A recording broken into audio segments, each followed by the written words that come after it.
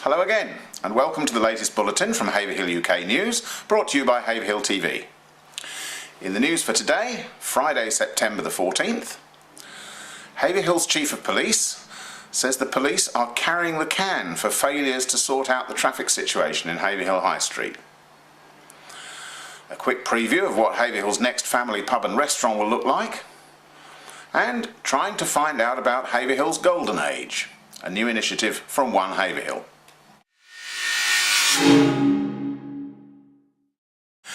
Haverhill's senior policeman, Inspector Peter Ferry, has urged everyone to get together to solve the situation in High Street regarding pedestrianisation.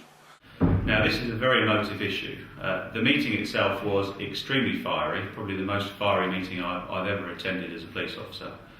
Some people wanted pedestrianisation, some people wanted the status quo but more tickets issued from the police. I made my view quite clear at the meeting. The police issuing tickets on our own is never going to solve the problem. It hasn't solved the problem for the past 20 years, and the more resources we put into it, it simply isn't going to make any difference at all. We issued 45 tickets last month, and if you walked out into the High Street this afternoon, you'll see the same amount of cars parked there as you saw last month.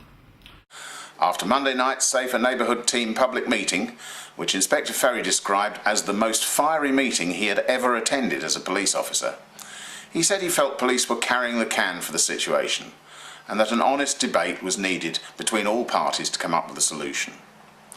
Police officers would continue to issue tickets for illegal parking, as the public had demanded, but it would never have any effect, he said, and was a waste of his officers' time, which could better be spent on more serious crimes.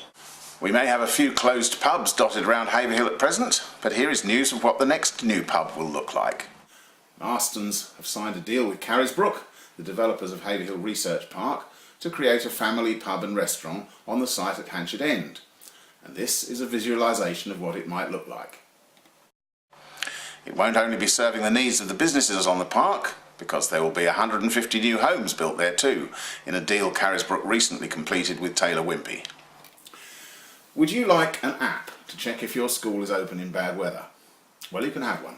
Suffolk County Council has launched its first ever mobile phone apps, just a few months after inviting local people to help create the new technology from scratch. The project has been so successful that Suffolk is now looking to introduce app programming into the county's schools. The 7 new apps, which make it easier for people to check if their school is open in bad weather, contact their local councillor and speak with the council via social networks, are part of the County Council's plan to make its services more accessible to Suffolk people and save the authority money at the same time. St Edmundsbury Council ran a special event to get young people interested in setting up businesses in the music and retail industries today. Specifically for 16 to 30-year-olds, the Fresh Festival, held at the Apex in Bury St Edmunds, provided opportunities to speak to business professionals and entrepreneurs for start-up business advice in workshops, seminars and a Dragon's Den, all with a music retail flavour.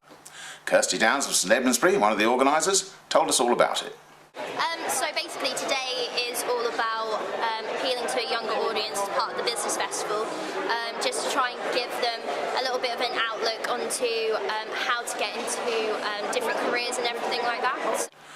And finally, bringing the Golden Age together. One Haverhill is urging people in the town to find out more about what organisations and services can offer older people at a free event at Haverhill Arts Centre. The Golden Age Network event, run by One Haverhill and sponsored by Haverhill Town Council, will feature a range of stalls from different organisations offering advice and information on a range of topics including health, falls prevention, security, fires, social activities, housing and charities able to help. That's all for today. Join us again on Tuesday and keep in touch by going to www.haverhilluk.co.uk or following us on Twitter. And don't forget my video blog of Heart of the Matter tomorrow. Meanwhile, here's the weekend's weather.